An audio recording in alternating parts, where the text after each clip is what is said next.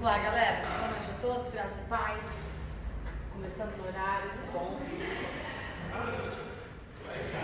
Eu confesso a vocês que eu achei que ninguém vinha hoje, olha exatamente. Viu? O povo chegou, hein?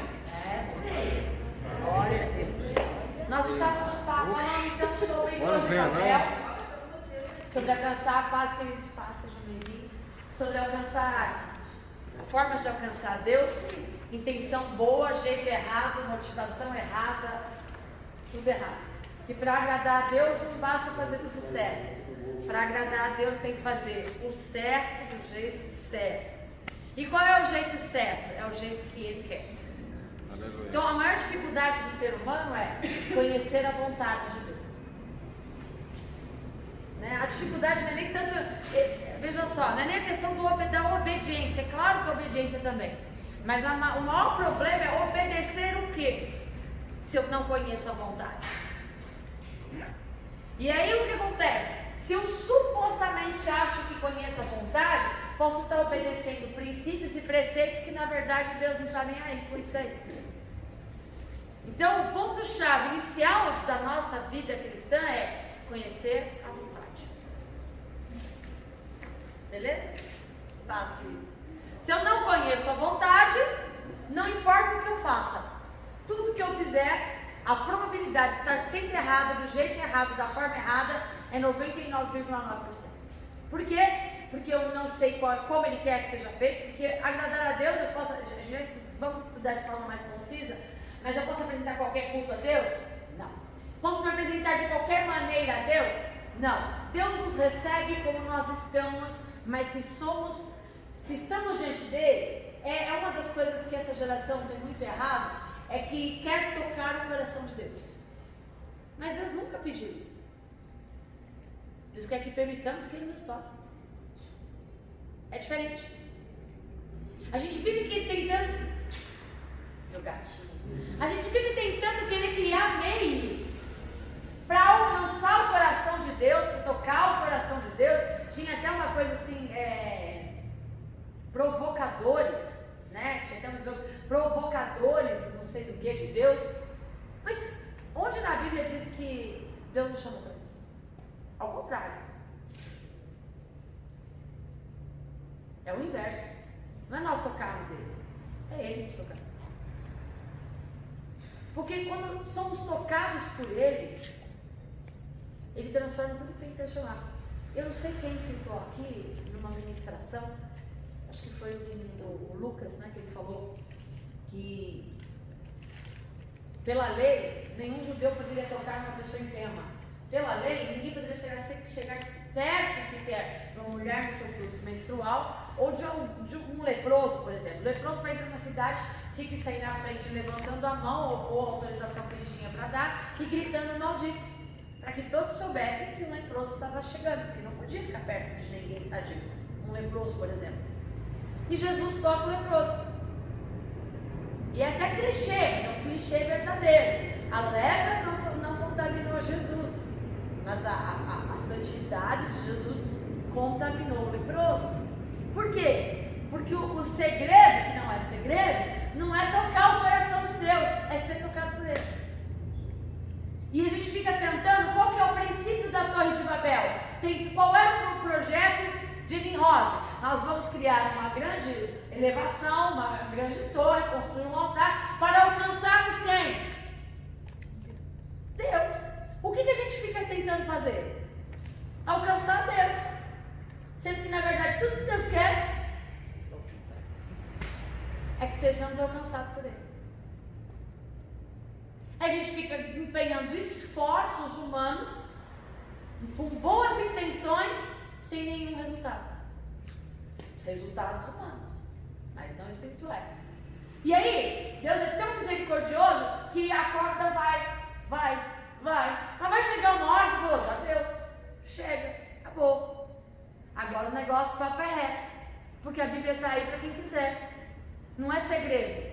Se você dobrar o seu joelho no seu quarto, pedir Espírito Santo me revela, Ele vai te dizer a verdade da palavra.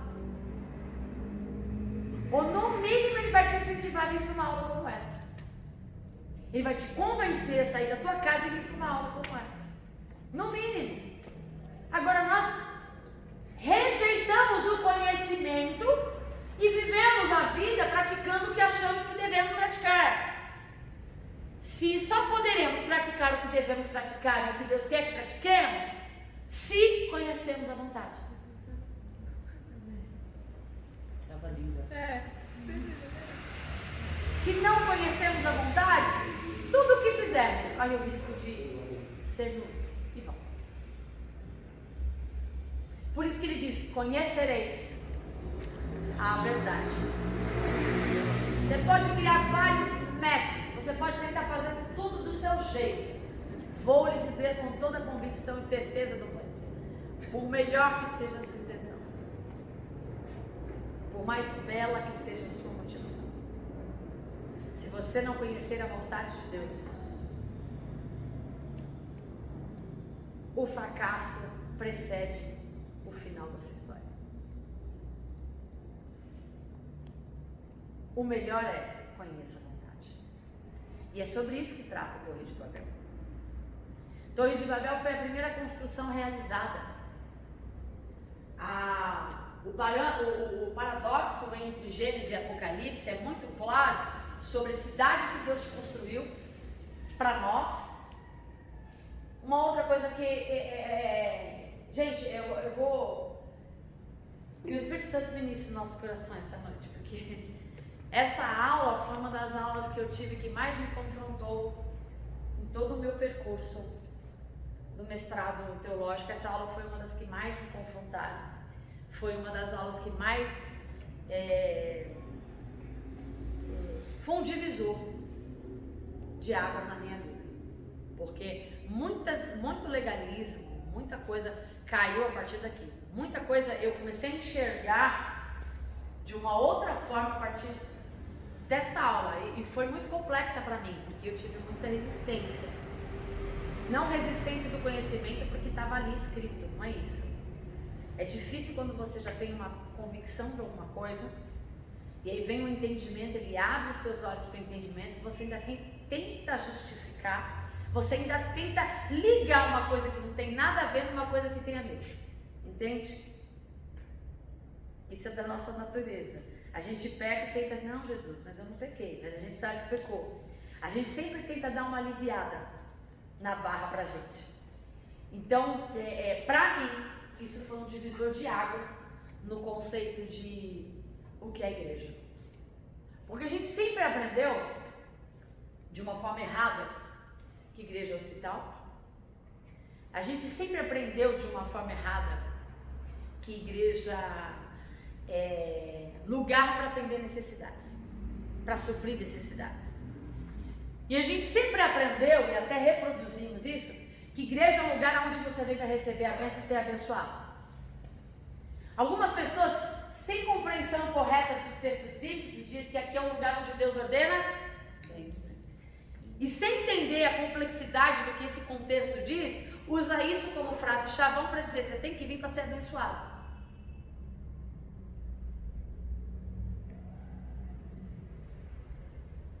Eu venho porque eu sou abençoado. Eu não venho para ser abençoado. Eu venho porque eu sou abençoado. O fato de Deus liberar cura, o fato de Deus liberar bênçãos, o fato de Deus liberar cativos e tudo mais, não quer dizer que é este o propósito do lugar onde o Senhor nos reuniu.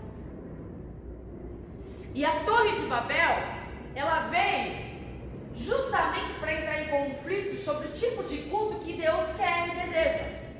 O tipo de ambiente que Deus habita. Porque Deus não habita em templos, Deus habita em ambientes que são gerados. Que tipo de ambiente eu gero para Deus dentro da minha vida? Se eu sou a casa dele. Eu preparo um culto de louvor e adoração a Deus.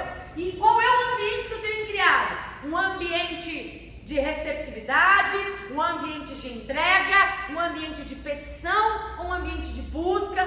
Que tipo de ambiente eu crio, eu gero para que Deus se faça presente? Eu quero que vocês abram comigo o livro do Apocalipse. Nós lemos o Gênesis quando Deus fala do jardim, falamos sobre quando Deus, já falamos da Arca de Noé, já falamos que Deus estabelece uma nova geração, já falamos que Deus estabelece uma aliança. E aí vem a questão da torre, o povo se perde. Nós terminamos a aula anterior falando sobre quando Deus divide todo mundo lá na cidade da Torre de Babel, e Ele restabelece isso em Atos dos Apóstolos, quando as pessoas estão reunidas sem saber de fato qual é o fim, mas estão ali unidas pela obediência. Elas não sabiam o que aconteceria, mas elas foram para aquele lugar e se reuniram naquele local para cumprir um propósito. E é exatamente, veja só, quando constrói a torre, Deus divide as línguas, o povo dispersa para cumprir o que Deus havia dado. Quando chega em Atos dos Apóstolos, Deus diz assim: agora eu vou derramar sobre vós o Espírito Santo, e é exatamente naquele momento que nasce a igreja. Certo? Então, se a gente for perguntar quando nasceu a igreja primitiva, a igreja, a era da igreja, a era que nós estamos vivendo hoje, nós estamos vivendo a era da igreja. Em que momento nasceu a era da igreja? No dia de Pentecostes, de fogo a casa encheu, era fogo pra todo lado. É onde eu fui num culto pentecostal, gente. Uma benção. Eu sou peteca, gente. Eu sei que vocês não acreditam, mas eu sou. Ai, eles riem. A Cida estava lá ontem, ela falou assim: nossa, pastora, você pegou diferente. Imagina, gente, é a mesma coisa. A diferença é como a igreja reage. É diferente. Você vai numa igreja pentecostal, você fala glória, é assim. É um paviozinho que pega fogo em todos os outros. É assim, gente, é só isso. Né? Mas foi bom, foi bom. Foi bom. Vamos lá. Apocalipse 21, 22. Vamos ler a partir do verso 21, gente? É uma aula mesmo, vamos ler?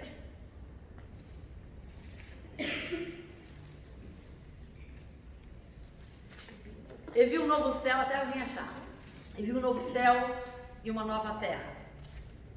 Pois o antigo céu e a antiga terra já tinham passado.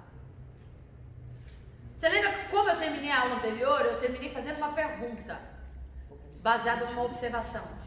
O que tinha na época da peregrinação, que a época da peregrinação é a época que nós estamos aqui, que não vai ter lá no céu. Foi assim que eu terminei?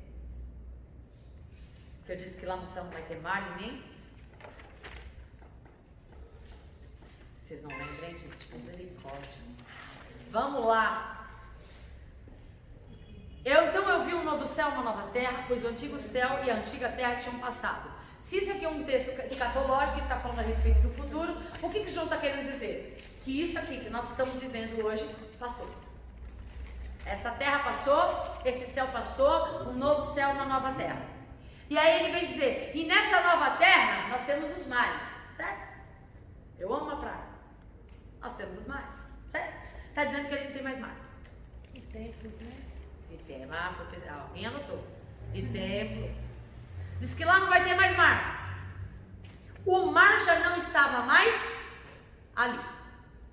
Também vi a cidade santa, a nova Jerusalém, descendo do céu. A igreja subiu?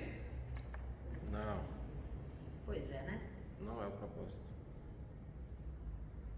Pois é, né? E a gente canta até Los Rodes, né? E a igreja subiu para onde? Não, gente, claro que isso é uma simbologia, não tem problema nenhum. Mas se a gente for usar de forma teológica, a igreja foi para onde? A igreja não vai subir. É o céu que vai descer. Olha só.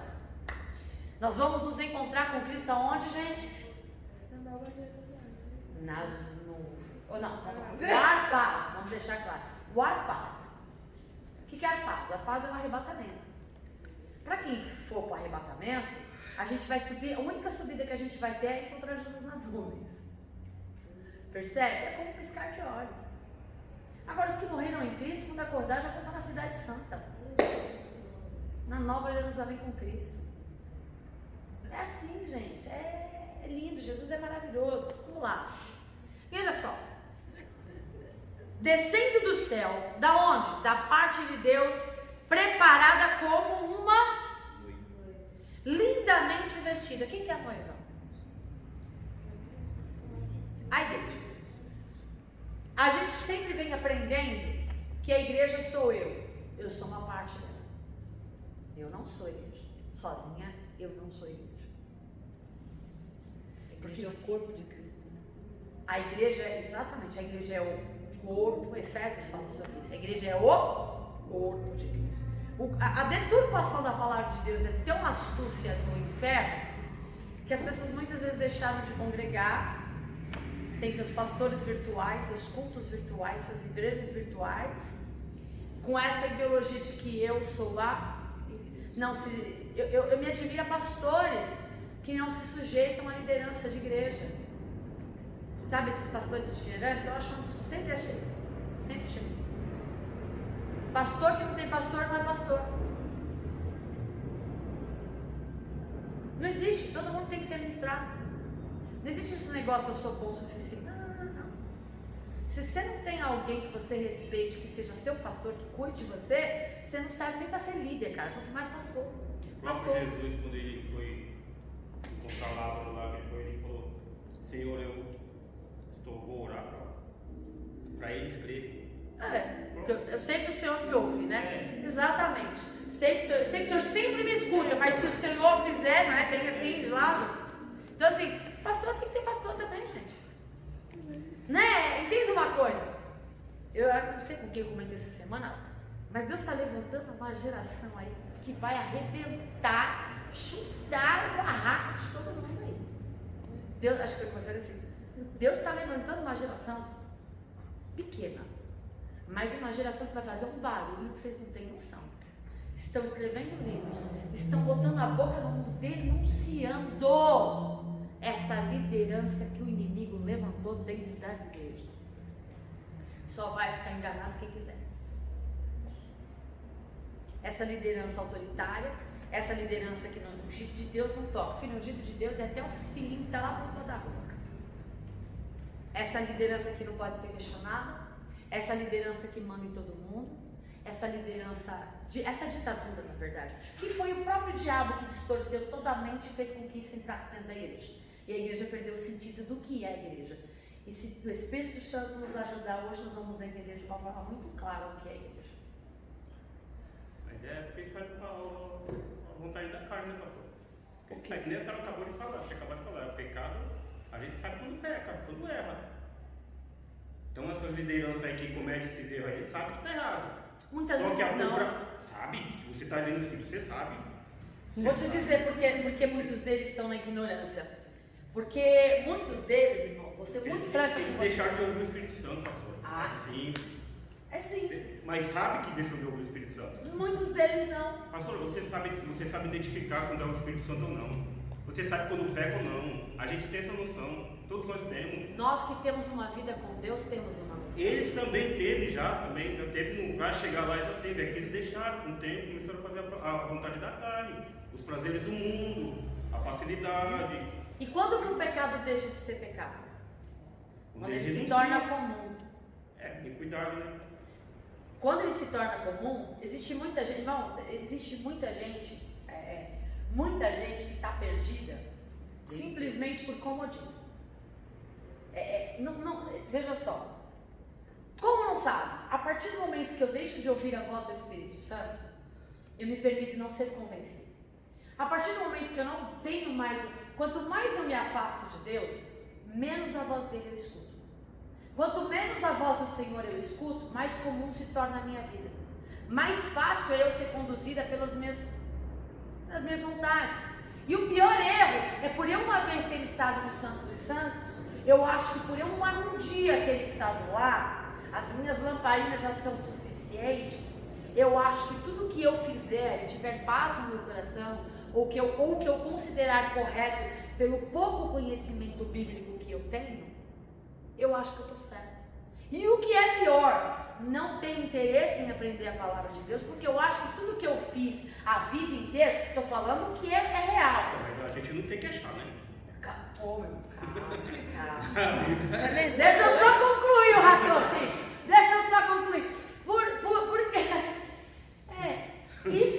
maiores erros não é só dos líderes de pastores, é dos chamados cristãos. Então, mas se eles teve a oportunidade de estudar a Escritura, ouvir a voz do Espírito Santo, e lá em Colossenses fala que parece que é de Deus, mas é do prazer da carne. Então, meu irmão, mas também diz em Timóteo que nos últimos dias levantaria-se muitos falsos profetas que dariam comissões aos ouvidos Pode das ser que pessoas. seja falso profeta, então. Pode Mas ser, aquele não. que São falsos Aí- profetas. Mas Só que sim. muitos dos falsos profetas não sabem que são falsos profetas, porque eles estão cegos pelo espírito do engano que cegou o entendimento deste mundo. Balaão. Aquele que perseverar até o fim será salvo. Sim, meu irmão, mas se todo mundo que tivesse acesso à verdade Mas se temos- sujeitasse a A Deus, nossa geração nunca teve tanta facilidade, que nem você já pregou. A nossa geração nunca teve tanta facilidade. Nós temos muita facilidade. Tudo que a gente quiser Muita encontrar, facilidade para o qualquer crente. informação que a gente quiser encontrar, a gente encontra. Esse é o problema, meu irmão. Que a gente tem muita facilidade para encontrar informações certas e informações erradas. E é aí onde tem o maior problema da deturpação do evangelho. Porque as pessoas buscam informação que vai de encontro com aquilo que elas acreditam, pensam e acham. Porque o paradoxo não é só para pessoas cristãs, tem os legalistas também. Então, assim, se eu na internet eu vou encontrar contextos bíblicos e pastores dizendo que o homossexualismo pode, se eu entrar na internet, eu vou encontrar outros que não. E gente boa, porque salvação é só Deus que diz. Gente boa e gente que conhece a Bíblia e que tem argumentos bons para dizer. Eu posso pegar gente que vai falar lá sobre que a igreja não vai para Hernandes Dias Lopes. A igreja vai passar pela tribulação. Ele acredita nisso e prova na Bíblia que isso pode acontecer. Em contrapartida, nós temos o Lamartine Pozella, acho que é o Lamartine Pozella? Acho que é sim, o Lamartine Pozella. Um homem de Deus, conhecedor, cara, eu sou fã dele. A melhor maneira de dizer, o cara é muito inteligente, profundo estudioso da palavra de Deus. Ele acredita que a igreja não vai passar. E usa argumentos bíblicos para isso. E eu vou dizer quem está errado. Não cabe a mim. Mas isso é desde o início da igreja, né? Isso não cabe a mim. Agora, isso não muda no quesito salvação, esse contexto que eu dei de Lamartine e de Hernandes. Isso não muda o contexto de salvação. O que eu estou falando é, essa geração foi tão cega pelo espírito do engano, que está com condução cega, a Bíblia diz, cegos, guiando cegos. Por quê? Porque nós somos de uma geração que diz que o conhecimento da palavra não é tão importante desde que você tenha o Espírito Santo na tua vida para te conduzir. Nós somos dessa geração. Não estou falando que está certo, irmão. Eu estou falando exatamente que é errado, mas que é o que essa geração aprendeu. Nós somos de uma geração de 30 anos aqui que vive da expressão de que Deus tem que operar milagres, que o maior milagre não é a salvação e transformação de vida, que o maior milagre é a cura de um câncer, que o maior milagre é um dente de ouro, que o maior milagre é um cego ver. Não que isso não seja milagre, mas esse não é o maior milagre. E Cristo não veio para nada disso. A maior obra de Jesus é salvadora. Nunca foi isso. Ele opera milagres por consequência. A obra de Jesus não é nem salvar, é transformar. Porque se não houver transformação, não haverá redenção. Então a obra do Senhor, ela não é nem libertação, ela é redentiva. Ele veio para redimir o povo. Agora o que acontece? Desde que o mundo é mundo, as pessoas procuram facilidades para a sua vida. Ninguém quer pagar o preço. Não. O preço já foi pago por Cristo. Não. O nosso Não preço é a obediência. É isso. Ninguém quer pagar. Ninguém quer renunciar. Ninguém e para que eu obedeça, eu preciso renunciar. E aí vem a facilidade. Não, mas Deus me aceita do jeito que eu sou. Não, mas isso Jesus entende. Não, mas Deus quer que eu viva o melhor da terra. Não. E aí o diabo veio cegando. As pessoas não desviam, não pecam por grandes coisas. Só que é safado mesmo. A maioria peca pelas pequenas coisas. A gente não erra nas coisas grandes. Você quer ver uma coisa que eu já dizia isso? Você fala assim, meu irmão, ultrapassar um farol vermelho, nós estamos pecando. É ruim, né, irmão? Mas é Você tá vendo? Agora eu quero impor um legalismo para uma outra pessoa, mas veja só, para que eu possa impor impor uma legalidade sobre alguém, eu tenho que ser irrepreensível naquilo que eu coloco. Por isso que Deus não constituiu nem um homem legislador de ninguém. Porque, mas o farol vermelho é um problema? Ué, você está colocando sua vida em risco, a vida de um pedestre em risco. Você pode causar um acidente. Está desobedecendo uma lei. E sobretudo, desobedecendo uma lei. E a única legalidade bíblica que você tem para desobedecer uma lei humana é quando ela vai contra uma lei divina. Não é o caso do farol vermelho. Agora o farol vermelho não é o caso. Estou te dando um exemplo bem banal, porque assim, é fácil olhar que o outro adulterou, é fácil olhar que o outro se esqueceu do evangelho, é fácil o outro mercadejar da fé. Eu sei, mas a gente tem a opção de dizer não. Mas aquele que mercadeja a fé também. Então, não. O A farol gente tem a vermelho opção também. também. Usar o trem. A gente faz porque é consciente. Eu tô falando, pastor, que tudo que a gente faz de errado, a gente faz consciente, a gente sabe que tá fazendo errado. Claro que é consciente, não seria pecado. Só que assim. E sabemos da consequência também. Então, mas o que eu estou querendo dizer, meu irmão, é que assim, Vai longe. ignorância, não, filho, ignorância de conhecimento, a Bíblia diz que todos somos inculpáveis diante de Deus e acabou. Todos somos inculpáveis diante de Deus.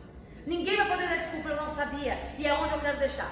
As pessoas hoje estão na ignorância porque querem, estão na ignorância porque é cômodo. Não querem aprender a Bíblia porque não querem. Inventam desculpa porque não querem. É isso. É isso que eu queria ouvir. Mas, meu irmão, veja só. Por que muita gente está na ignorância? Porque não quer aprender. Porque as pessoas se justificam no erro dela. Exato, porque não quer aprender. É isso aí. Não quer aprender. Aí o que eu falo, diante de Deus, não tem desculpa.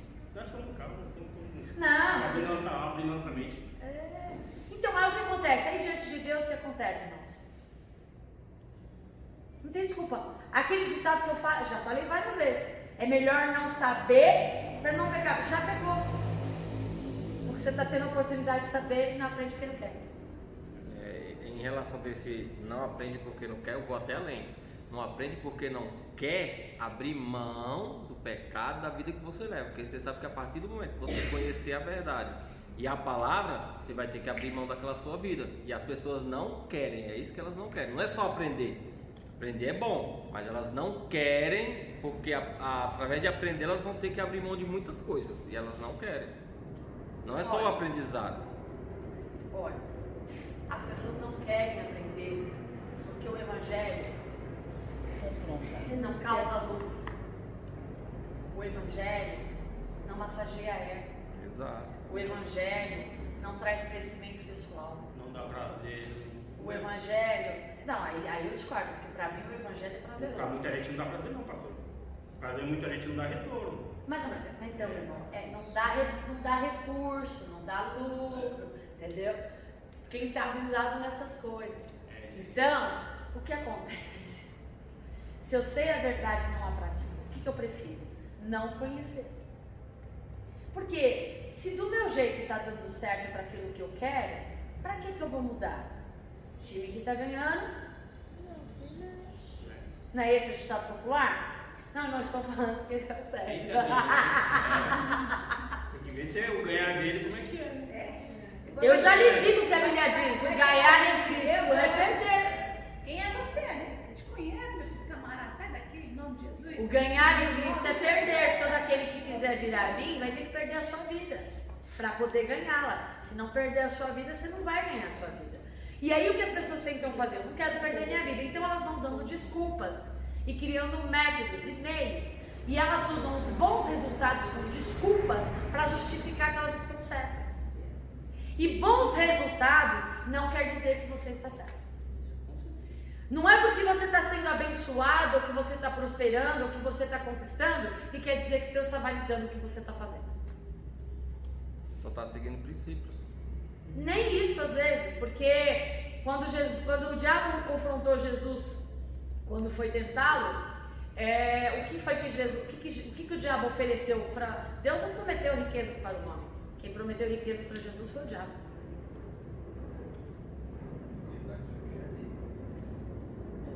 Para que Deus vai? Exatamente. Se é de Deus e vocês são meus herdeiros. Uma coisa tão idiota que ele falou, não pode. o diabo falou para Jesus, né? Então, tem muita gente tão idiota como o diabo. E olha que o diabo dá de 10 a 0 em nós. Ele foi tão idiota, imagina as pessoas que acham que, olha que ninguém conhece mais a Bíblia do que o diabo. Nenhum de nós conhece mais a Bíblia do que o diabo. Mas vamos lá. Mas ele estava tentando Jesus como homem. Ele não estava tentando Deus. Ele Não. ofereceu exatamente o que o homem aceitaria. Não estava tentando como homem, não. Ele estava tentando como filho de Deus, porque ele fala: se tu és filho mas de na Deus, fraqueza dá ordem. humana, mas na fraqueza. Gente, mas nós somos o quê? A fome, Mas na verdade ele estava a ganância. Jesus. Não foi na fraqueza. Não, na verdade ele estava Porque ele querendo. já sabia que tudo era de Jesus. Mas ele ia jogar aquela Ele estava sementinha jogando. Eu estou tentando chegar nessa aula, estou tentando chegar no momento dessa aula. Ele estava tentando confrontar a identidade de Jesus. Filhos de Deus são todos aqueles que são guiados pelo Espírito. Então, quando ele confronta Jesus como filho de Deus, é como se estivesse confrontando um de nós. É isso que eu estou falando. Eu sei. Só foi expressão diferente. Homem, filho de Deus. O homem que é guiado pelo Espírito Santo é filho de Deus. Mas, gente, eu prometo que tudo isso que vocês estão querendo falar está no meio da minha aula, se vocês deixarem eu dar. Eu prometo. Mas é difícil. Não, eu vou chegar. Aí você vai falar assim, era isso que eu queria ouvir. Eu vou chegar e você vai dizer, era isso que eu queria ouvir. Eu vou chegar. Quando eu disse para você que essa aula não é fácil, e eu pedi ao Espírito Santo ajuda, porque, irmãos, quantas coisas eu fiz, já falei isso, achando que estava certo. Quantas coisas você deve ter feito achando que estava certo, mas Deus, o Espírito Santo, te trouxe o conhecimento e te mostrou que você estava errado. Então, se não, você pode, eu vou te garantir, eu dou a minha palavra para você, que muita coisa, o Espírito Santo vai esclarecer a sua vida e vai mostrar para você que você fez achando que estava certo, cheio de boas intenções, e estava errado, porque não era o modo e nem o que Deus queria. Mas você fez achando, não, mas está ali, era isso. Opa, seu entendimento e não o Espírito. Então, a vida cristã é assim, é uma caminhada. A vida cristã, Deus vai se revelando pra gente dia após dia. Ninguém sabe tudo. Cada dia com Deus a gente aprende um pouco. E quando a gente acha que a gente sabe, a gente está indo pelo caminho errado. Porque quanto mais perto de Deus a gente fica, mais a gente compreende que a gente nada sabe. Quanto mais perto de Deus a gente fica, mais a gente percebe, eu estou todo errado. Percebe? E é esse o problema. Então eu entendo a sua revolta com os que acham. Meu irmão, eu compartilho da sua revolta. Eu compartilho da sua revolta. É um absurdo o que Paulo diz, acho que se não me engano em Romanos, que desfrutou da luz, conheceu a luz, viveu milagres, foram usados para fazer milagres, e para estes não haverá mais arrependimento. Paulo disse isso. O que a gente está vivendo aqui, Paulo já tinha dito ontem. E para esses ele fala, para esses não haverá mais chance. Por quê?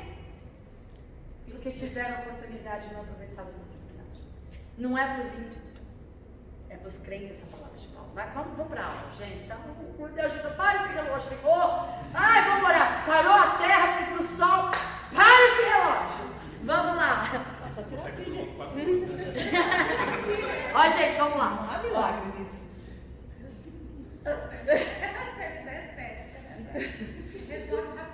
Ouvi uma forte voz que veio do trono dizendo: vejam, a glória de Deus está com a humanidade e Ele viverá com os homens. A gente vai viver com Deus ou Deus vai viver com a gente? Deus viverá.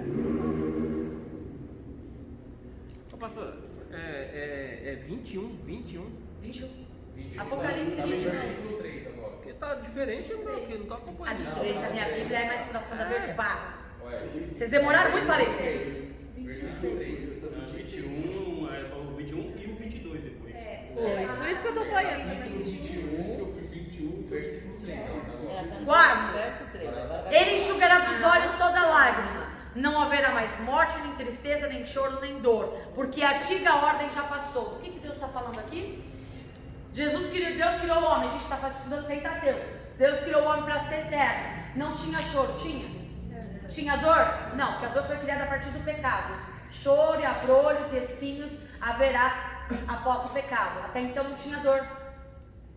Ok? E aí tinha tristeza? Não tinha. E aí o pecado veio e trouxe tudo isso. Ele veio e trouxe um pacote completo. E aí veio uma nova ordem.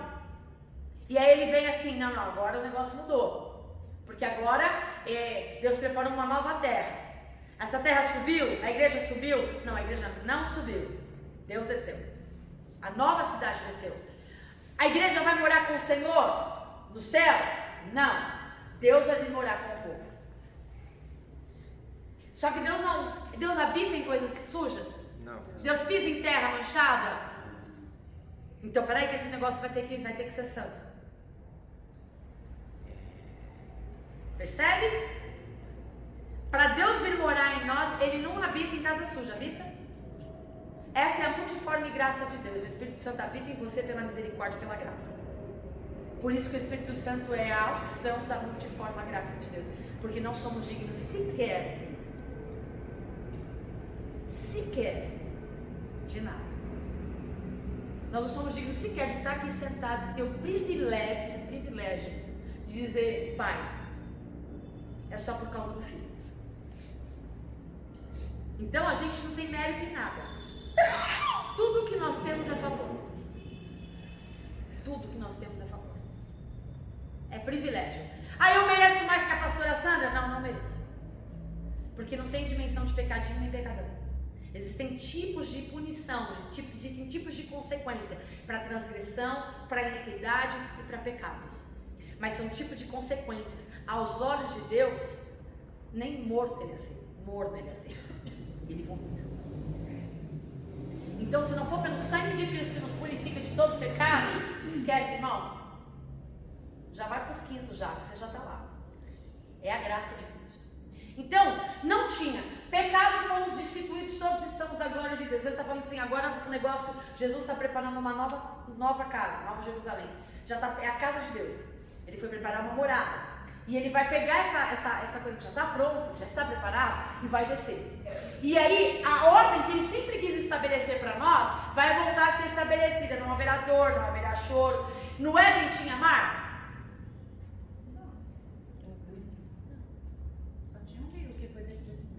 Só tinha um rio. O rio saía da onde? Do trono. E do trono ia para onde? Ele regava a terra. Nessa Nova Jerusalém é a mesma coisa do Éden. Não tem mais mar. Porque mar na Bíblia representa ajuntamento de pessoas. Mar. Nossa, aquele mar de pessoas. Mar, biblicamente, faz simbologia a agrupamento de pessoas. Ajuntamento de pessoas. Grandes congressos. Grandes ajuntamentos. Percebe? Olha só. Então lá na Nova Jerusalém não vai ter mar. Porque o rio que vai regar toda a cidade, vem da onde? Do trono de Deus. Percebe que quando a água desce do trono de Deus, quanto mais perto do trono, a água está mais rasinha. Quanto mais longe do trono a água está, o livro de Ezequiel fala sobre isso. Quanto mais perto do trono a água está mais rasa. Mais longe do trono a água está mais. Deus nos chama para caminhar na rasa ou na profunda. Agora você confundiu, né? Agora eu buguei. Agora vocês estão entendendo por que essa aula foi uma das aulas mais difíceis para mim. Até entender. Trono fala o quê? Divindade. Trono fala de? A Bíblia que nós lemos aqui, em Apocalipse, está dizendo que, vamos só, pega isso, não deixa esquecer disso, vamos só completar porque faz parte. Diz assim: vejam, estou fazendo tudo novo. Escreva essas palavras, pois são verdadeiras e dignas de confiança. E ele me disse, está feito, eu sou o alfa e o ômega, o princípio e o fim. A quem está sedento, eu mesmo darei a fonte da água de graça, da vida. O vencedor receberá todas essas coisas, e eu serei o seu Deus e ele será meu filho. Mas os covardes, os indignos de confiança, os desprezíveis, os assassinos, os sexualmente imorais. Entenda que sexualmente imorais aqui não é só para homossexual não, tá? Para todos. Para todos. Até quem fica só na internet. Isso, até para pornografia são sexualmente imorais. Os que usam drogas alucinógenas. Drogas não é só entorpecentes. Remédios também são drogas. Remédios excessivos também são drogas. Tá? Já pensei nos remédios. De pirona também? Para entrar em sintonia com o culto, adoradores de ídolos e todos os mentirosos. O destino deles é o lago que queima com fogo e enxofre, a segunda morte.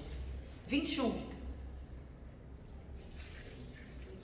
Não vi nenhum templo na cidade. Duas coisas que não vão ter lá no céu: mar e templo. Porque Deus, o Deus dos exércitos, é o seu templo, bem como o Cordeiro. A cidade não necessita de sol nem de lua para brilhar sobre ela, porque a glória de Deus lhe dá luz, e o Cordeiro é a sua candeia. As nações andarão na sua luz, e os reis da terra lhe trarão seu esplendor. Seus portões nunca se fecharão. Não tem parede, gente. Não tem muro. Mas tem portão. Não, tem portão, não tem muro. Não tem muro que divide a cidade. Percebe? Seus portões nunca se fecharão. Permanecerão abertos o dia todo, porque lá não existirá noite. E a honra do esplendor das nações lhe serão trazidas. Nada impuro. Até quem passa o farol vermelho também não rouba. Não. Estou fazendo uma comparaçãozinha básica. Porque é fácil a gente falar do adultério. É fácil a gente falar do assassino. Agora vamos olhar para o nosso umbigo, coisas que a gente faz dia a dia e nem percebe. Coisas que a gente acha que a gente está lá no top e na verdade a gente está pisando na bola aí. Que a gente acha que só o pecadão. Não, e a gente está pecando ali nas pequenas coisas. Ó. Nada impuro entrará nela. Nem qualquer pessoa que pratique coisas vergonhosas. Olha como Deus enfatiza. Ou minta.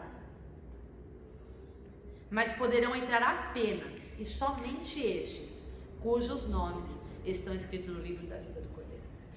O negócio é sério. Agora vamos entender isso. É muito sério. É muito sério. A gente já sabe que na nossa força a gente não consegue. A gente só consegue pelo Espírito Santo. E a chave das coisas é isso: sujeitar-se ao Espírito Santo. Se eu me sujeito a Deus, eu resisto ao diabo, às tentações, porque não é porque eu sou sujeito a Deus que o diabo não vai me tentar.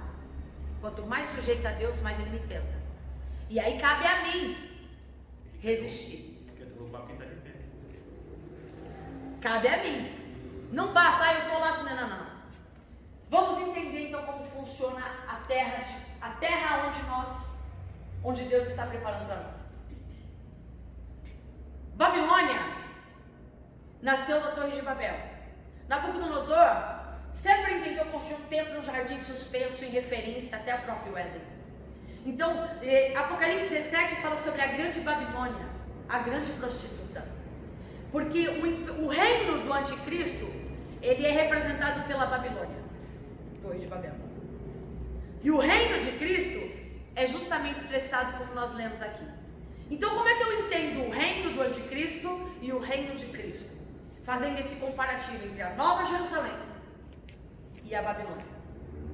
Enquanto a Babilônia, ela foi construída por homens, da terra para o céu, como a gente estudou no anterior.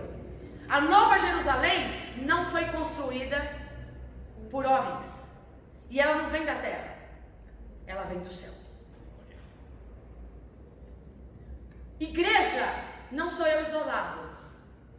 Igreja é o corpo. Igreja é a unidade dos santos. A noiva que ele referencia. Jesus vem buscar uma igreja. Que tipo de igreja? Não é placa que ele vem buscar. Ele vem buscar um povo que segue o mesmo rei, que serve o mesmo reino, que vive os mesmos princípios e se sujeita às mesmas ordens. Não importa se eu estou no Japão, se eu estou na Europa, se eu estou no México, se eu estou no Brasil ou se eu estou nos Estados Unidos. Uma língua, um Senhor, um Espírito. Que língua é essa? Do reino. Que Senhor é esse? O único Deus. Que regra é essa? A palavra que é Cristo. Que limite é esse? O que ele põe.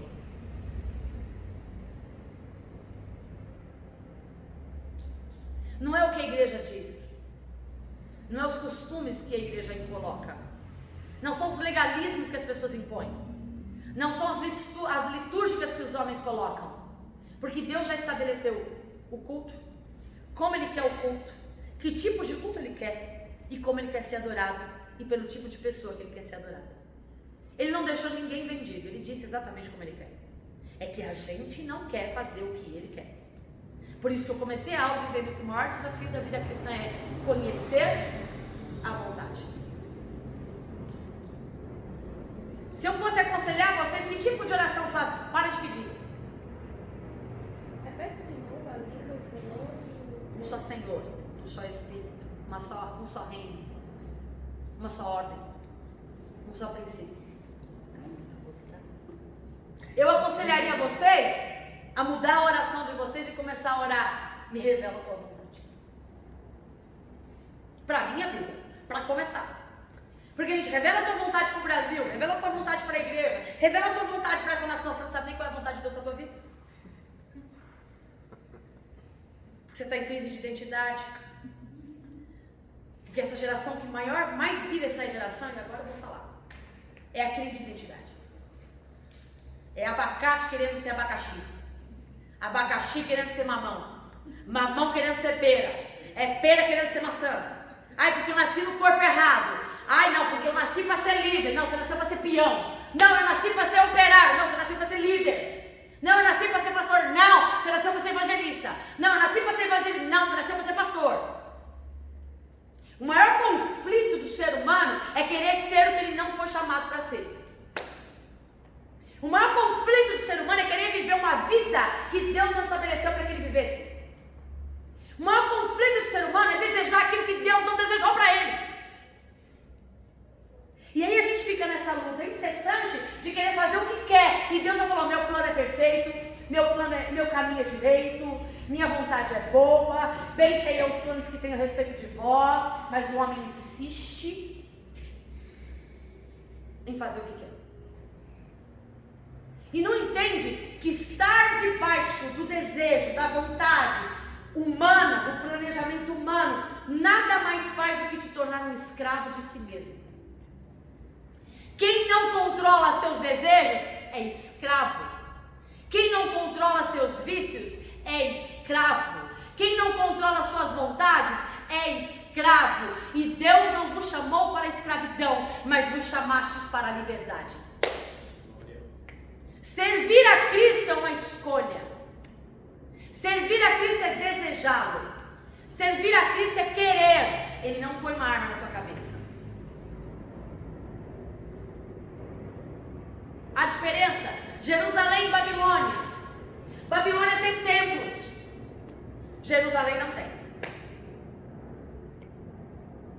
Babilônia tem mar, ajuntamentos, Jerusalém não tem. A Bíblia, onde nós lemos aqui, eu não sei se está no 21 ou 22, diz que tem uma árvore para cada estação e ela dá o seu fruto de mês em mês e não falta. Olha só, a Jerusalém não tem mar, mas tem um rio que desce do trono. Ezequiel fala, Gênesis fala, quanto mais perto do poder, mais raso eu estou. Vai ter pentecostal me ouvindo. Quanto mais perto do poder, mais raso eu estou. Quanto mais eu me afasto do poder, mais profundo eu fico.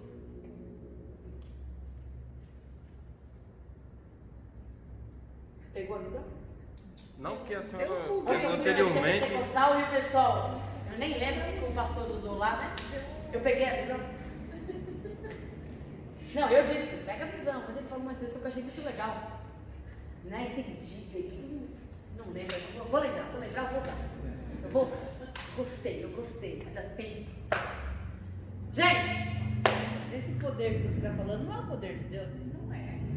Poder humano. Poder. Quanto mais poder você traz. Estou falando do trono de Deus, gente, presta atenção. Tá, mas aí a senhora citou Ezequiel, que Vou aí. tentar explicar. Tá. Vou tentar. Eu falei pra você que estava me confrontou. Calma, eu vou tentar explicar. O que é poder de Deus? Não, vou te desconfundir agora. O que é poder de Deus? O poder de Deus é a manifestação dele.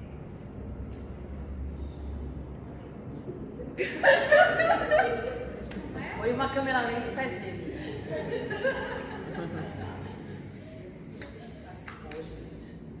Não é poder? A manifestação de Deus necessariamente precisa ser manifesta de uma forma expressa, de forma poderosa. Só a presença dele já é estonteante. A gente está falando de manifestação de poder, O que emana o poder? Vem ordens. O que são ordens? Paralítico anda, cego vê, abre o mar, anda por cima das águas, entra na fornalha de fogo. O que é isso? Isso é manifestação de quê? Poder. Deus é isso, falou? Não. Isso é uma das coisas que ele pode fazer. Quanto mais perto do que ele pode fazer, mais raso eu estou. Quanto mais perto da divindade, menos intimidade. Quanto mais longe da divindade, mais intimidade. Vou explicar. Água até tomou uma água. Vou explicar. É complicado isso, né? Os parafusos. Misericórdia. Eu falei pra vocês. Agora nós mudamos de vez. Deixa eu tentar explicar de uma forma cantarolada. Mais perto. Não estou falando de Deus, estou falando do trono. Mais perto do trono, mais raso a gente é. Mas quanto mais perto da manifestação, quanto mais eu me envolvo com o poder, Eu me afasto. menos intimidade eu tenho. Por quê? Porque eu estou tão envolvida com o que ele faz, com o que ele pode fazer, que eu não consigo enxergá-lo como ele é. Por isso que o rio que sai do trono é raso, mas à medida que ele se afasta do trono, ele se torna profundo. Porque quando eu conheço Deus, eu não dependo do poder. Porque quando eu conheço Deus, eu não preciso que ele faça nada por mim. Porque quando eu conheço Deus, eu não preciso que ele me dê casa, carro, que ele nem me cure, porque eu não preciso disso. Porque tudo que eu preciso eu já tenho, porque eu o conheço. É suficiente, né? Sempre. Ou seja, você não está ali por causa do poder que o trono tem, né? Por ele ser Deus, Senhor, Rei, porque ele me chamou para ser Pai. Nosso Pai. Quando Jesus, antes de orar, você vai orar assim, ó. Pai. Ele é Senhor? É. Ele é Deus? É. Ele é Rei? É. E todo domínio está nas suas mãos e o reino é dele e ele controla tudo e todos. As regras são dele, os limites são deles. Mas quando ele nos chama, não nos chama para ser escravos. Ele nos chama para filhos. Escravos trabalham para um salário. Filhos trabalham por amor. Porque é herança. Eu não cuido das coisas porque eu vou receber alguma coisa em troca. Eu cuido das coisas porque é do meu pai. E se é do meu pai, é meu também. Quanto mais perto do poder, mais longe da intimidade. Porque eu sou tão envolvida com a manifestação que eu perco a oportunidade de ver quem ele é. Ele é pai. chama e o profeta ele leva, assim está Israel e como ele deseja, eu não quero que seja no raso. Eu não quero só que você desfrute dos milagres e dos poderes. Eu quero que você mergulhe em mim, a tal ponto que não haja nada de você. Porque se você tiver mergulhado, meus irmãos, o que mais você precisa?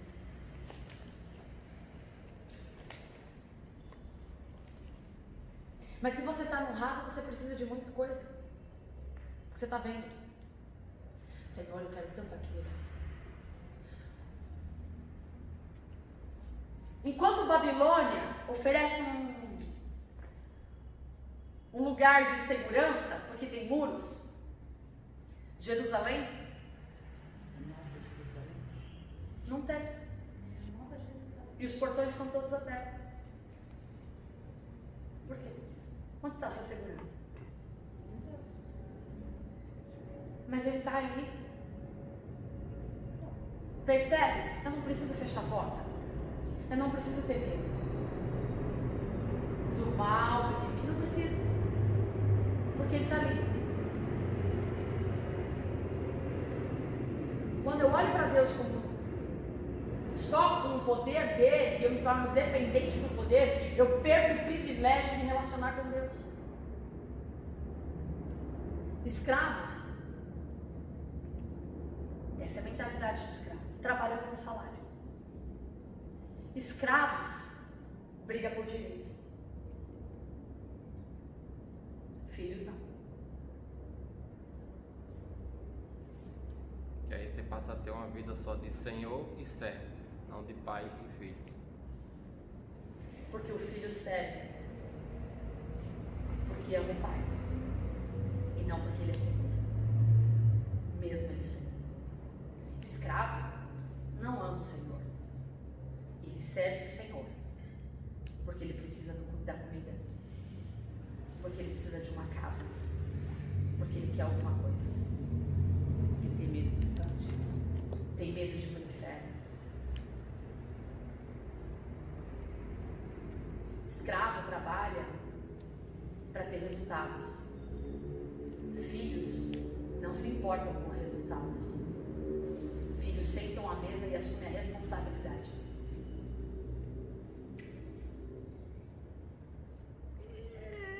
Mais ou menos. Isso é um pai falando. A gente está falando do filho que a Bíblia diz. Não os filhos de hoje. Sim. É muito sério. Porque a gente tem um relacionamento como igreja, e dentro da igreja existem várias comunidades. Mas Deus não criou várias cidades. Ele criou uma. Ele criou uma cidade para atender todas as outras. E a gente fica criando coisas. Babilônia foi criada para atender a necessidade das pessoas. Por que foram criadas a Torre de Babel? Nós lemos semana passada. Para que todos os povos vizinhos venham aqui, tenham que comer, tenham um templo para servir, para adorar, tem um lugar de habitação, um lugar seguro. Não foi para isso que foi criada a Babilônia? A Torre de Babel? Jerusalém é exatamente o oposto. Jerusalém é exatamente o oposto. Jerusalém não está aqui para atender a necessidade de ninguém. Sabe qual é a questão do filho? A diferença do filho para o escravo? É tudo, mas é verdade, de absurdo.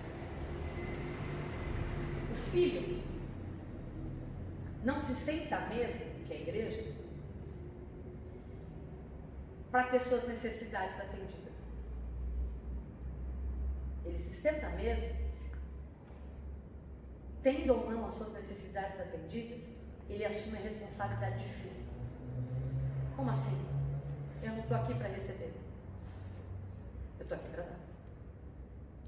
E se o meu pai tem tudo, e eu sou filho dele, o que é dele, é meu. Então eu tenho o que ele, e o que eu tenho oferecido para essa nação.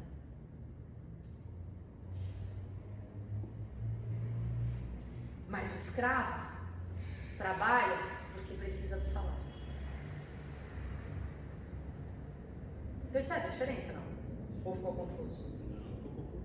Doeu, né? Essa vai ser a aula mais assistida. Esse meu irmão não pode mais faltar na minha aula. Esse irmão não pode mais faltar na minha aula. Tava com saudade das polêmicas dessa.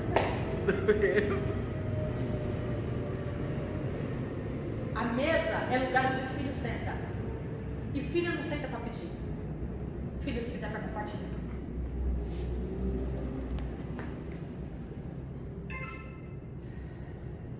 Quem senta à mesa para pedir? O chefe. Libera uma grana aí. Ô patrão, posso falar com você? Ô pai, tô precisando comprar aquele negócio aí. Libera aí. Mesada não deu, nunca tive mesada na minha vida. Nem sei o que é isso. Mas. Se eu quiser pedir uma mesada, ele é uma mesada. Uma mesada.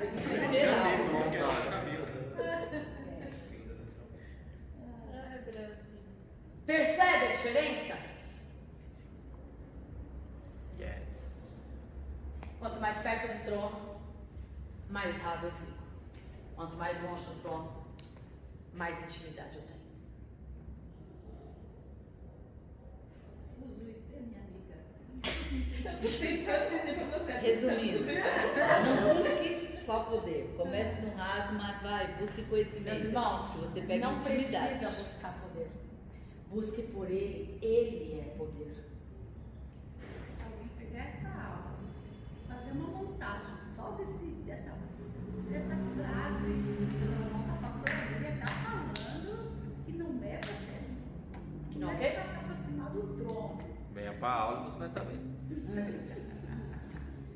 Vai entender. Por isso que eu já comecei a aula, deixa o Espírito ministrar no vosso coração. Já aprendi com o meu discipulador, deixa o Espírito ministrar no vosso coração. Gente, Nova Jerusalém, ela é gerada para um propósito. Babilônia foi gerada para atender a necessidade das pessoas, dos povos. Jerusalém foi criada para os santos. Atender a necessidade dos santos? Só os santos vai dar uma Nova Jerusalém. Os santos são tão plenos em Deus que eles não têm necessidades para serem supridas. Sim, Porque Deus já supriu porque todas as já está necessidades. o corpo transformado. Poxa, a partir do momento que Jesus morre, a gente sobe, certo? Aí já há uma transformação. Seja, o seu nome está no livro da vida, você passou pelo juízo, pronto, você vai para Nova Jerusalém. Beleza.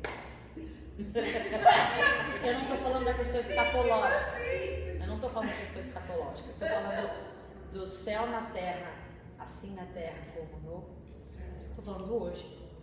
Se eu sou a igreja de Cristo e essa é a terra preparada, eu não tenho que viver desta forma quando ele me tornar.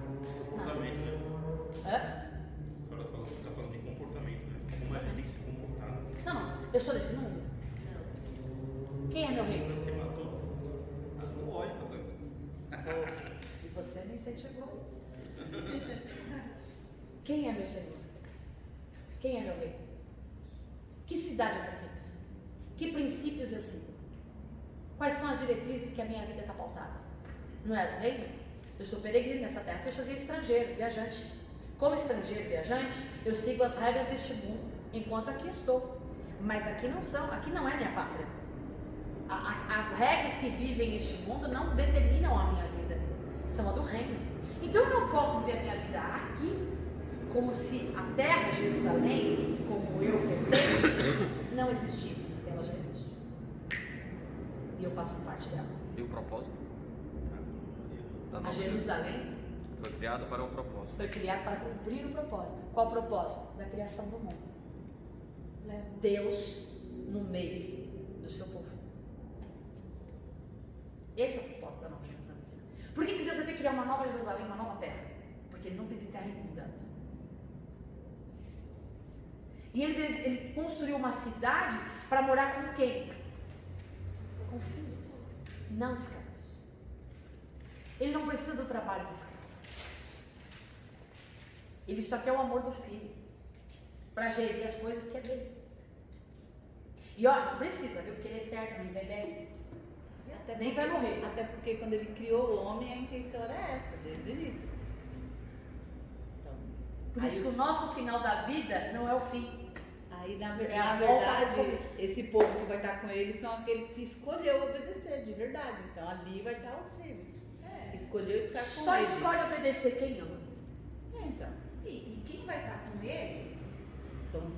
são aqueles que escolheram estar com ele também. Porque eu amo. Aqui nessa Mas terra. se eu não escolher andar com ele aqui, Eu não vou estar lá. com ele. Simples. ele não estará comigo naquele dia. Isso, simples assim. Não é Não, assim, sou claro. né? É simples. Dois caminhos, céu e inferno. Acabou. É verdade. Assim, esses dois caminhos. Amo a Deus. A Nova Jerusalém, ela foi gerada para um propósito. E como eu realizo esse propósito? Quando eu tenho a consciência do propósito. Como eu tenho a consciência do propósito? Para que eu venho à igreja?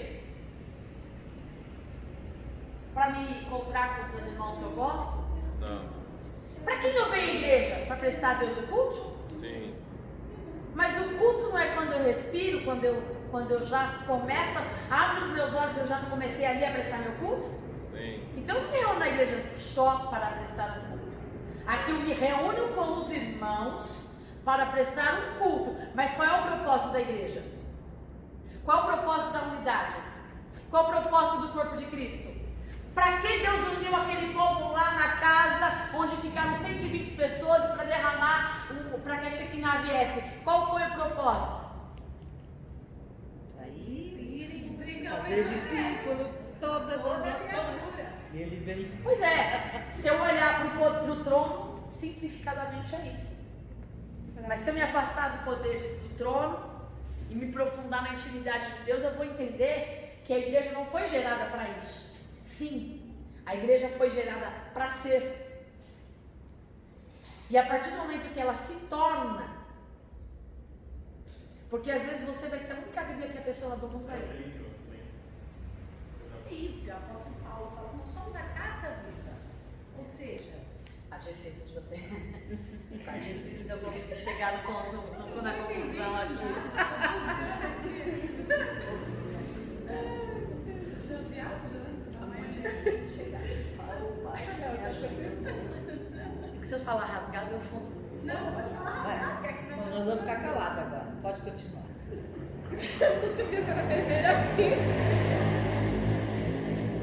Vamos lá. A aula é pra isso. Mas... Igreja tem um único propósito: se tornar conhecida a vontade de Deus. isso É o único começo propósito. da aula.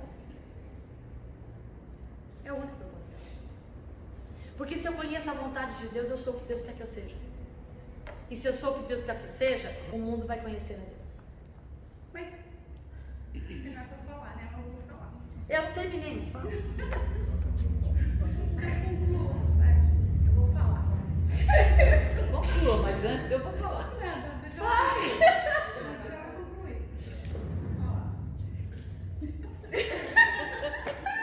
Tô esperando. Não, fala você primeiro. Igreja foi gerada para cumprir o propósito. A igreja é para saber a consciência da vontade de Deus, perspectiva de propósito. Redenção é um lugar de gente bem resolvida, porque sabe quem é o alfa e quem é o ômega, e sabe qual é o seu fim e qual é o seu começo. É a cidade habitada por filhos. Eu não venho para ser bem tratado, eu venho para tratar bem.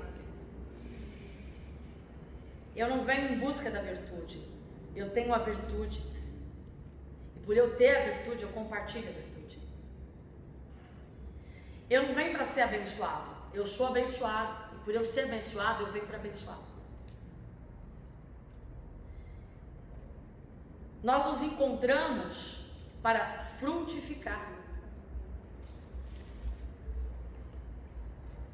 Filho não procura meios para ser abençoado, porque sabe que tudo que é do pai é do filho. Filho procura meios para abençoar. Se você é filho, você já é abençoado. A Babilônia ela foi gerada por uma necessidade. Ela buscou resultados, atender necessidades de pessoas mal resolvidas. É uma cidade habitada por escravos que buscam salários. Pessoas carentes que se unem para encontrar um jeito de ser abençoado.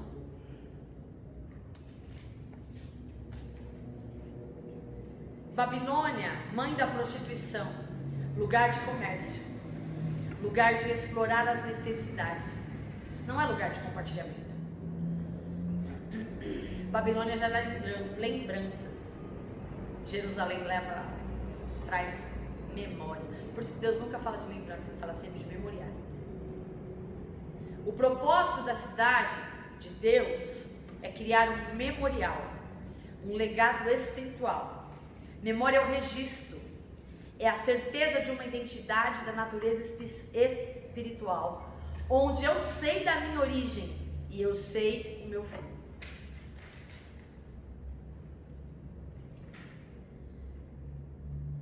A cidade de Deus, ela é movimentada por pessoas que entram e saem o tempo todo. Porque na cidade de Deus, ela tem atividades e não movimento. Carregar a igreja com atividade, sem proatividade, não gera fruto. Só gera ativismo. A característica de Jerusalém não é serviço, é trabalho. Forma ocupacional de me dar o direito de possuir o que eu não tenho, significa Babilônia. Trabalho a entrega da virtude que eu já tenho. E a recompensa do trabalho não é o salário, é fruto.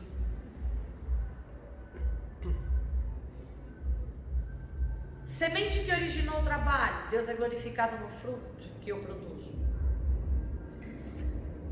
Não vou conseguir falar sobre isso, nem vou começar porque eu sei que vai tumultuar a mente de vocês. Mas Deus alguma vez prometeu aumentar o celeiro? Ou a sementeira? A sementeira. O que acontece com a Babilônia? A Babilônia tinha uma grande necessidade de um monte de gente com muita necessidade, com muitas coisas. Então eles criaram um ambiente para poder acolher toda essa galera aí e atender toda a necessidade que eles precisavam. Era esse o objetivo de Babilônia. Jerusalém não tem nada a ver com isso. Jerusalém não tem essa preocupação de atender necessidade. Quem mora na Jerusalém, quem vive na Jerusalém, sabe que não tem nada de necessidade, porque o Senhor é o teu pastor e de nada tem falta. Então ele não precisa buscar por bênção, não precisa buscar por cura, não precisa buscar por nada disso. Por quê? Porque ele tem a cura, ele tem a bênção, ele tem a provisão. Quando algum problema acomete com ele, ele entende que aquilo nada mais é do que um meio para atingir o propósito. Qual é o propósito? De ajudar a outros. Porque não se trata de mim, se trata do outro. Se eu fracassei, poxa vida, não estou falando de decisões erradas nem de consequências de pecado. Eu estou falando de coisas que Deus permite na nossa vida para cumprir um propósito. Não é por minha causa, não se trata de mim. Mas é o fruto dele sendo gerado em mim para que eu frutifique e eu gere sementes. Frutos que têm sementes. Percebe?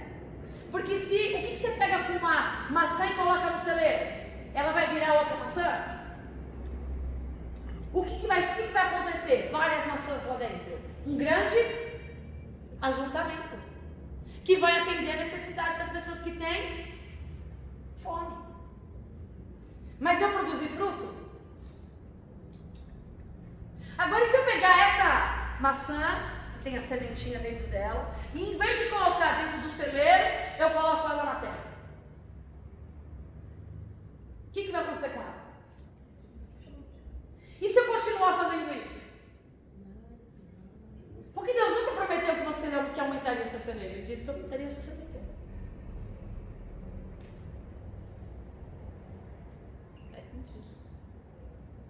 Mas a gente fica buscando o quê? Eu quero meu celeiro em todas as áreas da minha vida. Minhas emoções saturadas, minhas finanças preenchidas, meu ministério bem conhecido, a igreja cheia de pessoas. Não estou dizendo que não é esse o propósito de Deus, tá? O propósito de Deus é ter uma igreja cheia assim, de pessoas saradas, transformadas, cheias da graça e do poder de Deus. Mas ele não tem intenção nenhuma de ver igrejas como celeiros, cheias de maçãs que atendem à necessidade dos famintos que estão aí fora e não produzem nenhum fruto, porque o fruto que está em Cristo ele permanece e ele é produtivo. Vocês entenderam? A gente está procurando resultados. A gente vive em busca de resultados. Igreja não está aqui para nos dar resultados.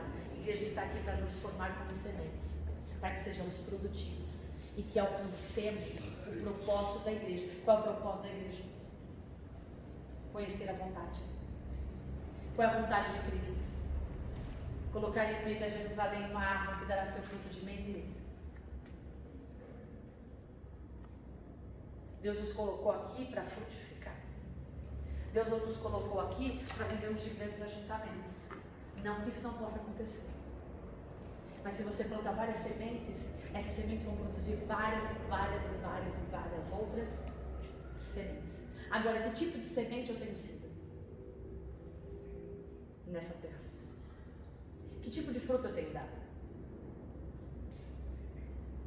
Às vezes eu nem sou mais fruto. Às vezes eu só sou grão.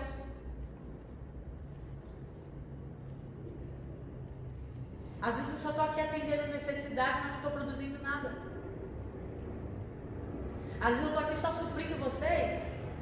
E que fruto que eu tenho dado? Qual a semente que eu tenho gerado na vida de vocês?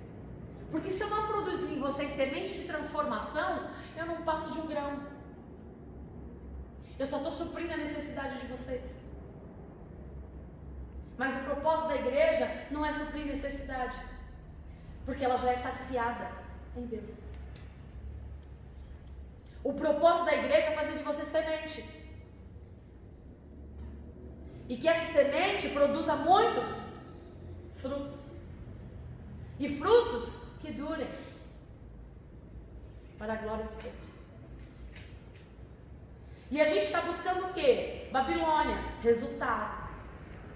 A gente está buscando o quê? A nossa preocupação qual é? Atender a necessidade das pessoas que estão famintas. A intenção é boa. Mas qual é o propósito? Pedro e João, diante de um templo, o paralítico mendigando. Qual era a necessidade dele? Ele ia pregar, deixar claro. Qual era a necessidade daquele homem?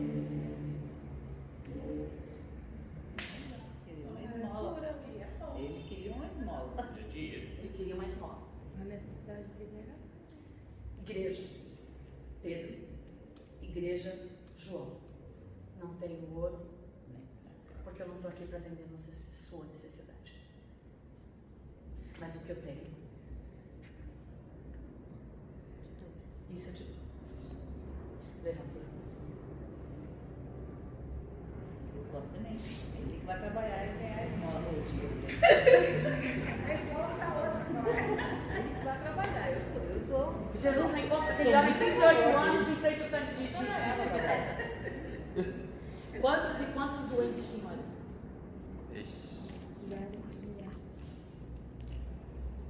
Jesus viu aquele menino quando brincava no terreno do seu avô.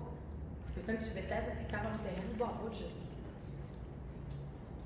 Ele já conhecia a história daquele e de tantos outros homens que Jesus já viu passar. E o homem, quando encontra Jesus, qual era a necessidade daquele homem? Para o homem, qual era a necessidade do homem? Alguém que colocasse ele no... Alguém para empurrar ele no tanque. Jesus atendeu a Se ele necessidade chegasse dele? primeiro, beleza, senão ia morrer afogado. Igreja do Senhor. Da glória. Nós não estamos aqui para atender necessidades humanas. Igreja do Senhor.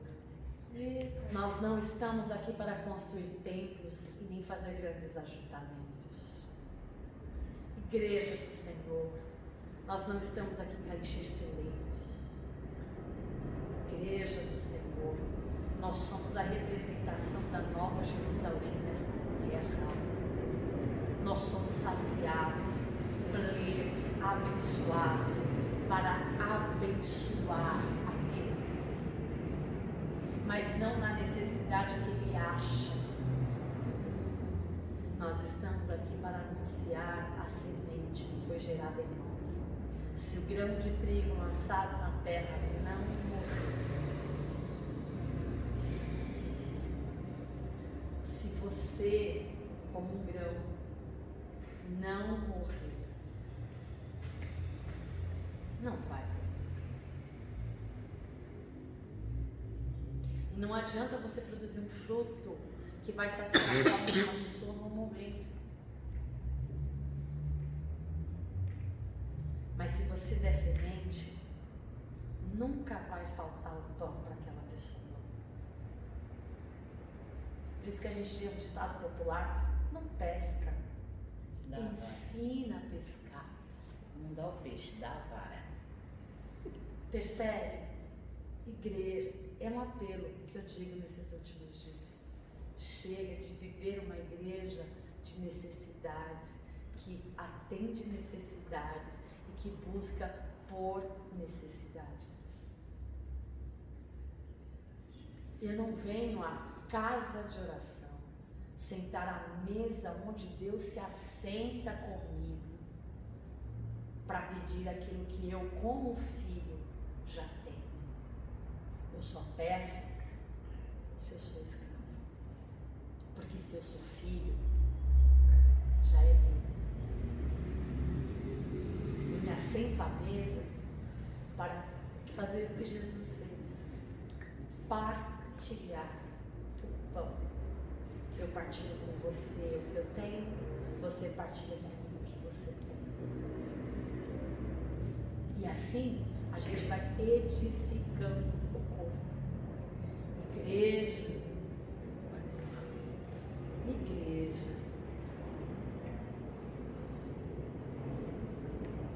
seja curada para curar. Seja santa para representar o verdadeiro Cristo que essa geração não conhece. Igreja, conheça o Cristo verdadeiro, não o Cristo que você criou. Seja igreja, mas não a igreja que tem mar e templos, tribos, divisões, facções, ideologias. Não. Seja a igreja que os seus portões estão sempre abertos. Seja a igreja que não tem muros. Você não precisa. Seja a igreja que não vive na defensiva. Seja a igreja que não tem medo de se relacionar. Seja a igreja que não tem medo de estender a mão. Seja a igreja que não tem medo de tocar no meu coração. Para que de você saia a virtude. Que a lepra do outro não te contamine, mas que a santidade de Cristo em você contamine aquele que está leproso. Igreja, você não precisa estar diante do trono o tempo todo, porque quem se assenta no trono está em você. Você não precisa do cedro. Quem comanda o cedro está no meio de nós. Seja a igreja que ele deseja passear no meio. Seja a igreja que ele deseja sentar, habitar, morar, conversar, comer. Seja a igreja que conheça ele por quem ele é. Porque se você não o conhecer, naquele grande dia, igreja, ele vai olhar para você e vai dizer assim: você nunca esteve sentado à minha mesa. Ah, mas eu estava lá, eu cantei, eu toquei, preguei, muitas almas aceitaram Jesus, manifestei o teu poder, paralíticos andaram, cegos Deus proveu, quantos milagres, cânceres foram curados, quantas contas foram recheadas da provisão de Deus. E aí, igreja, papai vai dizer assim, sério? Mesmo não. Eu provi tudo isso, mas você não estava lá não, porque eu não te conheço.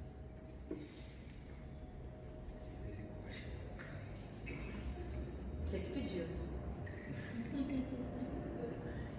Babilônia é a tentativa humana de querer alcançar Deus com meios humanos. Nova Jerusalém é a ação de Deus desejando alcançar o coração do homem, para transformar o coração do homem a fim de que faça com que o coração dele seja tão pleno e perfeito para que ele possa habitar no meio. Percebe a diferença? E eu nem consegui chegar na metade da minha aula, mas eu acho que já deu para pegar a visão. Enquanto igreja, você fica tentando correr atrás de saciar suas necessidades, você não entendeu o seu propósito de ser igreja. Enquanto você ficar buscando resultados, igreja, você não entendeu ainda qual é o propósito de ser igreja. Igreja, acorda, porque o noivo da igreja está voltando. E eu vou repetir o que eu disse na última vez que eu preguei aqui. Eu vou me casar logo. Só que eu não sei se todos vocês serão convidados. Você não é na minha mentira. E eu sei que eu vou estar lá também. Percebe? Vai ser um casamento do cônjuge. Mas eu não sei, faz parte desse grupo. Porque o homem olha o exterior. Deus olha pensamento, coração, emoção, sentimento. E se você tem atitudes de escravo, tu não é filho. E se você não é filho, não tem como você estar nesse casamento, né, gente? Nem tão pouco assentado na mesa. Porque só se senta à mesa quem é filho. Quem busca por direitos é escravo. Filho não busca, porque sabe que todo direito já é dele. Então, se você vem à igreja em busca de pseudos direitos que você acha que tem, você está no lugar errado. Você está numa Babilônia, mas não numa igreja do Senhor. E aí você pergunta, mas a igreja é a unidade de pessoas. Vai ter de tudo. Só que dentro dessa unidade de pessoas tem a igreja verdadeira. E tem a grande Babilônia. Aí você escolhe. Você faz parte de qual? Deus abençoe a vida de vocês.